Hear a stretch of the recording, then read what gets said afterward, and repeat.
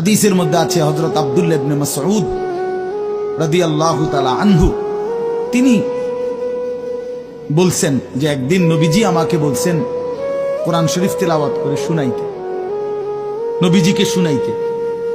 হযরত আব্দুল্লাহ ইবনে মাসউদ রাদিয়াল্লাহু তাআলা আনহু বলেন, আমি সূরা নিসা এই সূরার প্রথম 40টি আয়াত একটানা নবীজিকে মাথা নোয়ায়া আদবের সাথে নবীজিকে শুনাইতেছিলাম। 40টা আয়াত পর্যন্ত যখন তেলাওয়াত করলাম, হযরত আব্দুল্লাহ ইবনে মাসউদ বলেন, নবী সাল্লাল্লাহু আলাইহি সাল্লাম তখন বলেন, হাসবুকাল আন, এখন থামো।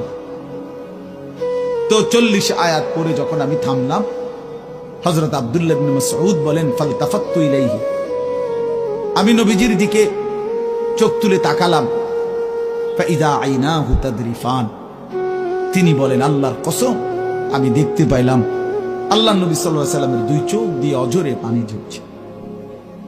তিনি বহুতক্ষণ ধরে কাঁদতেছেন। তাইলে এই ছিল রাসূলুল্লাহ সাল্লাল্লাহু আলাইহি সাল্লামের হালাত।